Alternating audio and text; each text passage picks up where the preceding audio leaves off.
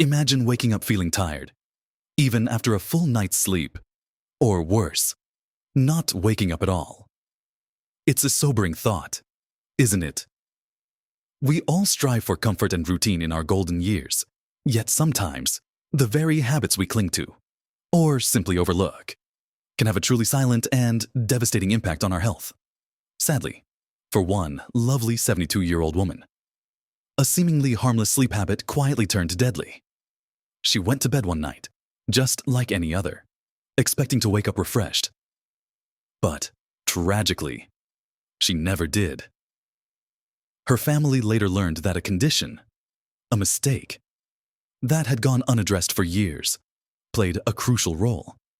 Her story serves as a stark reminder that sleep isn't just about closing your eyes. It's a profound, active process that dictates your energy, your memory, your mood, and ultimately, your longevity. Today, we're going to talk about something incredibly important that many of us, especially as we get older, tend to overlook: our sleep. Specifically, we're going to uncover 7 dangerous sleep habits that can secretly undermine your health, your energy, and even your very life. These aren't just minor inconveniences, they are silent threats. Stay with me until the very end, because I've got a surprise for you that could change how you think about your nightly rest forever. Let's dive right in with the first habit, one that's often dismissed as just snoring, but can be so much more. This is about ignoring the warning signs of something called sleep apnea and chronic, loud snoring. Now, you might be thinking, oh, my partner snores. It's just what they do. Or, I've snored for years. It's harmless. But here's the unsettling truth: loud, consistent snoring, especially if it's punctuated by gasps, chokes, or pauses in breathing, could be a serious sign of obstructive sleep apnea.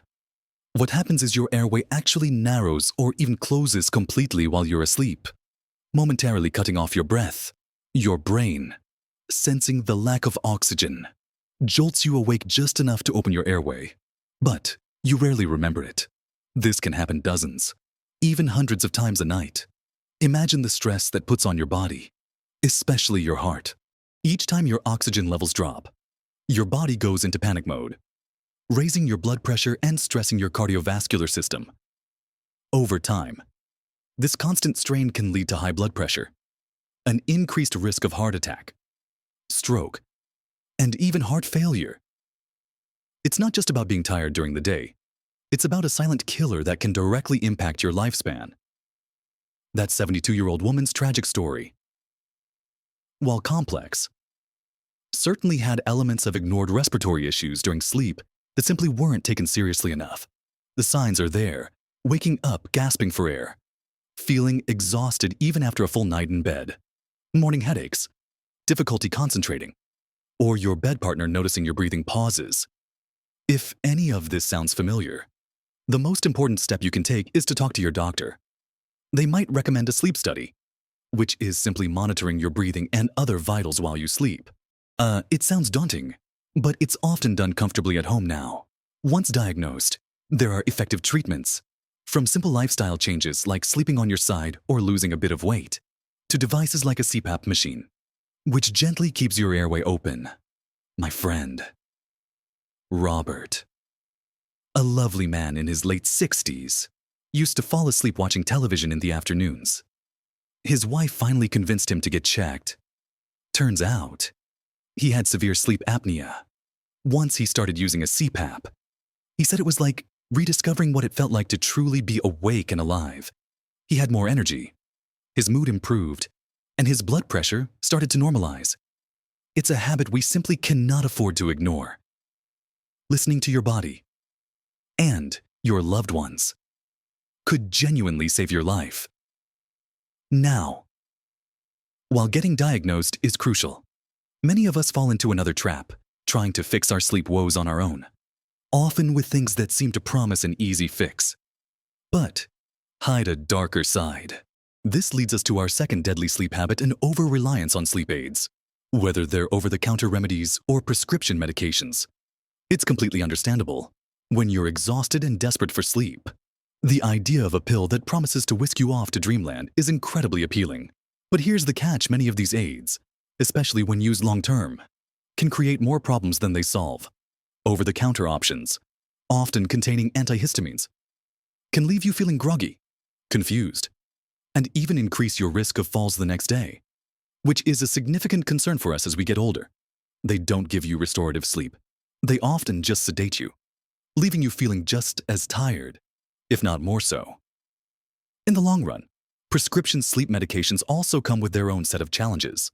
While they can be helpful for very short term, acute insomnia, long-term use can lead to dependency, meaning your body becomes so used to them that you struggle to sleep without them. You might even find yourself needing higher and higher doses to get the same effect. And when you try to stop, you can experience rebound insomnia, where your sleep is even worse than before. Not to mention, these medications can interact with other drugs you might be taking, or exacerbate underlying health conditions. Think about Evelyn, a kind woman I know who started taking a sleep aid because she was worried about her sleep after her husband passed. Initially, it helped, but soon she found herself taking it every night, waking up feeling fuzzy-headed and less sharp. She worried about driving, about forgetting things. When she finally worked with her doctor to slowly wean off it, she realized how much it had been dulling her days, not just her nights. The key here is to address the root cause of your sleep problems, not just mask the symptoms. Instead of reaching for a pill, consider what might truly be keeping you awake. Is it anxiety, pain, a poor sleep environment? Talk to your doctor about non-pharmacological approaches like cognitive behavioral therapy for insomnia, or CBTI, which teaches you healthy sleep habits and addresses the thoughts and behaviors that prevent sleep. You see, true restful sleep isn't about popping a pill. It's about nurturing our body's natural rhythms. And that brings us to our next crucial habit, one that many of us disrupt without even realizing it. This brings us to the third deadly sleep habit, maintaining an irregular sleep schedule. It might seem harmless to stay up a little later on Friday night watching a show, or sleep in on a Sunday morning. After all, you've earned it. Right. But your body, particularly your internal clock, known as your circadian rhythm, thrives on consistency. Think of your body like a finely tuned instrument. It needs a steady rhythm to play its best. When you constantly shift your bedtime and wake-up time, even by just an hour or two, you're essentially giving your internal clock conflicting signals. This is often called social jet lag, and it has similar effects to flying across time zones. Your body doesn't know when it's supposed to be awake and alert, or when it should be winding down for sleep. The result? You might struggle to fall asleep when you finally do go to bed. Or you might wake up frequently during the night, even if you get a full 8 hours. That sleep won't be as deep or as restorative as it would be if your body knew what to expect. This chronic disruption doesn't just make you feel tired. It can impact your concentration, your mood, your immune system, and even your long-term health, contributing to issues like obesity and diabetes. Imagine trying to run a marathon when you keep starting and stopping your training at random times. Your body would never adapt properly. It's the same with sleep. The simplest and most effective solution here is to aim for a consistent bedtime and wake-up time every single day, even on weekends. Yes, even on weekends it might feel restrictive at first, but your body will thank you for the predictability. Try to create a relaxing wind-down routine in the hour before bed, whether it's reading a physical book, listening to calm music, or taking a warm bath. And when you wake up, expose yourself to natural light as soon as possible, as this helps to signal to your brain that it's morning and time to be awake. My neighbor, Margaret, used to love her lie-ins on Saturday mornings, sometimes staying in bed until almost noon. She'd then struggle to fall asleep Saturday night and feel sluggish all week. Once, she committed to waking up at the same time every day. She found her energy levels soared, and she no longer needed that afternoon nap. And while consistency is key, so is the very space we choose to spend those precious hours each night. That leads us directly to the fourth deadly sleep habit, maintaining a poor sleep environment. Think about it. You spend roughly a third of your life in your bedroom, asleep. Yet, how much thought do we really put into making that space conducive to truly restorative rest? Many of us sleep in rooms that are too bright, too noisy, too warm, or simply uncomfortable. And these seemingly small factors can collectively sabotage your sleep. Let's start with light. Even a small amount of light. From a street lamp filtering through thin curtains, the glow of a digital alarm clock, or indicator lights on electronics can disrupt your sleep. Our bodies are designed to sleep in darkness, which signals the release of melatonin, the hormone that helps us feel sleepy. Too much light suppresses melatonin production, making it harder to fall asleep and stay asleep. Then there's noise. The hum of traffic, a noisy neighbor, or even a ticking clock can interrupt your sleep cycle, pulling you out of deep sleep. You might not fully wake up, but your brain registers the sound, causing micro-arousals that fragment your sleep and prevent you from reaching the most restorative stages. And temperature is another crucial factor. Most experts agree that the ideal temperature for sleep is somewhere between 60 and 67 degrees Fahrenheit, 15 to 19 degrees Celsius.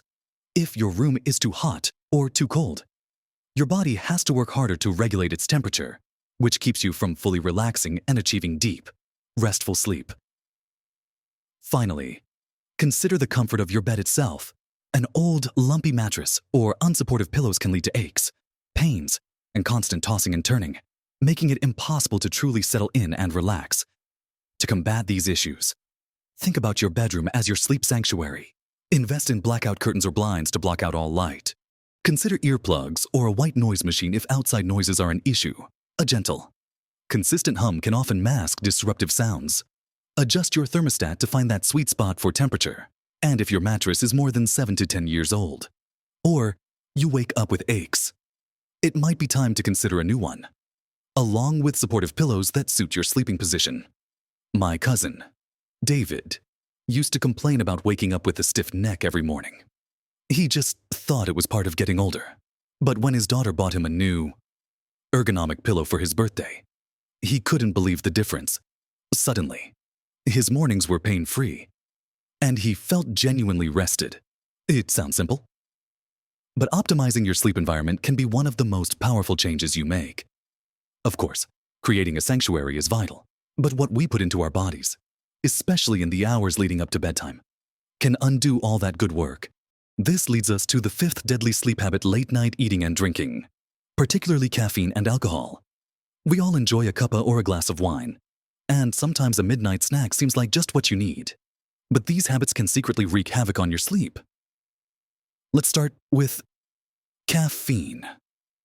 It's a stimulant, and while it might give you that morning boost, its effects can linger for hours. The half-life of caffeine, meaning the time it takes for half of it to be eliminated from your system, can be up to 6 hours or more. So, that coffee you had at 4 p.m. could still have a quarter of its caffeine circulating in your body at 10 p.m., making it incredibly difficult to fall asleep. Even if you feel tired, you might drift off. But the quality of your sleep, especially your deep sleep, will likely be compromised. Then there's alcohol. Many people mistakenly believe that a nightcap helps them sleep. While alcohol can initially make you feel drowsy and help you fall asleep faster, it drastically disrupts your sleep architecture later in the night. It fragments your sleep, reduces the amount of restorative REM sleep you get, and can lead to more frequent awakenings as your body processes it. You might wake up feeling groggy, dehydrated, and not at all rested, despite having been asleep. And finally, eating heavy, fatty, or sugary meals close to bedtime forces your digestive system to work overtime when it should be winding down. This can lead to indigestion, acid reflux, and general discomfort that keeps you from settling into a peaceful sleep. Your body is busy processing food instead of preparing for rest. To avoid these pitfalls, try to set a caffeine curfew for yourself, ideally cutting off all caffeine by early afternoon, perhaps 12 or 1 p.m. When it comes to alcohol, aim to stop drinking at least 3 to 4 hours before you plan to go to bed. And for meals, Try to have your dinner a good 2 to 3 hours before bedtime, making it a lighter, easily digestible meal. Avoid sugary snacks right before you hit the pillow. My friend Susan used to have a glass of wine or two every night to help her unwind. She swore it helped her sleep. But she also complained about waking up frequently, feeling hot, and never truly refreshed. When her doctor suggested she cut out alcohol for a month, her sleep dramatically improved, and she felt so much more energetic and clear-headed in the mornings. She realized the wine was creating a cycle of disturbed sleep. We've talked about our environment and what we consume, but there's another crucial piece of the puzzle that many of us, especially as we age, might be missing out on. And it happens during the day. This brings us to the 6th deadly sleep habit, a lack of consistent physical activity during the day. It might seem counterintuitive to think about movement during the day when we're talking about sleep, but the two are deeply intertwined. Our bodies are designed to move, to expend energy, and when we don't give them that opportunity, they can become restless and agitated at night. Think about a child who's been cooped up all day. They often struggle to settle down for sleep. The same principle applies to us. Even as adults, regular physical activity, especially moderate intensity exercise like brisk walking, swimming, or gardening, helps to regulate our circadian rhythm, making it easier for us to fall asleep at night and wake up feeling refreshed in the morning. It helps to reduce stress and anxiety, which are common culprits of sleepless nights. It also helps to deepen our sleep, increasing the amount of restorative slow-wave sleep we get. Now, I'm not talking about joining a CrossFit class or running a marathon here, unless that's what you truly enjoy. The key is consistency and finding activities that you genuinely enjoy and that fit your capabilities. A daily 30-minute walk, tending to your garden, joining a gentle yoga class, or even just doing some light stretching or household chores that get you moving can make an enormous difference. The important thing is to move your body regularly throughout the day. However, a word of caution, avoid vigorous exercise too close to bedtime, as this can actually be stimulating and make it harder to wind down. Aim to complete any strenuous activity at least 3 to 4 hours before you plan to go to sleep. My dear neighbor, Mr. Henderson, who's in his late 70s, used to spend most of his days sitting, watching television. He often complained of restless nights and feeling sluggish. One day, his grandchildren convinced him to take up bird watching, which meant gentle walks in the park. Slowly, he increased his time outdoors. Within a few weeks, he noticed he was falling asleep more easily and sleeping more soundly. He said it was like his body finally remembered what it was supposed to do at night. And speaking of what we do during the day, or rather, what we do right before bed, there's one modern habit that's wreaking havoc on our internal clocks, even if we don't feel it immediately. This leads us to the 7th and final deadly sleep habit: excessive screen time before bed. In today's world, we're surrounded by glowing screens, our phones, tablets, computers, and even televisions. Many of us unwind by scrolling through social media, watching a show, or reading on an e-reader right up until the moment we turn out the lights. But this habit is a significant saboteur of good sleep. And here's why: these electronic devices emit what's called blue light. Our brains interpret blue light as a signal that it's daytime. Even a small amount of blue light exposure in the evening can suppress the production of melatonin, the hormone that tells our body it's time to prepare for sleep. So, while you might feel tired, your brain is getting the message to stay awake and alert. This makes it harder to fall asleep. And even if you do, the quality of your sleep can be compromised, leading to less restorative deep sleep and REM sleep. Beyond the blue light, the content we consume on these screens can also be stimulating. Reading an intense news article, engaging in a lively conversation online, or watching an exciting movie can rev up your mind, making it even more challenging to quiet your thoughts and transition into a peaceful sleep. Your brain needs time to decompress and switch gears from an active, engaged state to a calm, restful one. The solution is simpler than you might think. Though it requires a bit of discipline, establish a digital curfew. Aim to turn off all screens at least 1 to 2 hours before your desired bedtime. Instead of scrolling, try reading a physical book or magazine, listening to a relaxing podcast or some gentle music, or engaging in a quiet conversation with a loved one. Many devices now have a night mode or blue light filter setting, which can reduce blue light emission. But completely putting the device away is always the best option. Think of it as giving your brain a much-needed break from stimulation before its big task of orchestrating a night of restorative sleep. My friend Emily used to spend hours on her tablet every evening, playing games and reading. She'd then toss and turn for ages before finally falling asleep, and she always woke up feeling tired. She was skeptical when I suggested she put her tablet away an hour before bed, but after just a few nights of swapping her screen time for knitting, she was amazed at how much faster she fell asleep and how much more refreshed she felt in the mornings. It truly was a revelation for her. We've covered 7 habits that can truly sabotage your sleep, ignoring serious issues like sleep apnea and chronic snoring, relying too much on sleep aids, maintaining inconsistent sleep schedules, enduring a poor sleep environment, indulging in late-night food and drink, overlooking the importance of daily physical activity, and succumbing to excessive screen time before bed. Remember that lovely 72-year-old woman. Her story serves as a stark reminder that sleep isn't just about rest. It's fundamental to our very well-being, a cornerstone of a healthy, vibrant life. Good sleep enhances our memory, improves our mood, strengthens our immune system, and gives us the energy to enjoy every precious moment of our lives. It's an investment in your future, now. I know this might seem like a lot to take in, and perhaps a bit overwhelming. But remember, every small step makes a difference. You don't have to overhaul everything tonight. Just pick one habit, one small change from what we've discussed, and start there. Maybe it's getting up at the same time every day, or perhaps putting your phone away an hour before bed. Your body, your mind, and your future self will absolutely thank you for prioritizing this essential part of your health. It's never too late to cultivate better sleep habits. I'd love to hear from you. Which of these habits resonated most with you? Or perhaps you have a sleep tip that's worked wonders for you that you'd like to share with our community. Share your thoughts and experiences in the comments below. Your wisdom could help someone else if you found this video helpful. If it gave you something to think about, please give it a thumbs up. It truly helps us reach more wonderful people like you with important information. And don't forget to subscribe to the channel for more tips and guidance on living your best life at every age.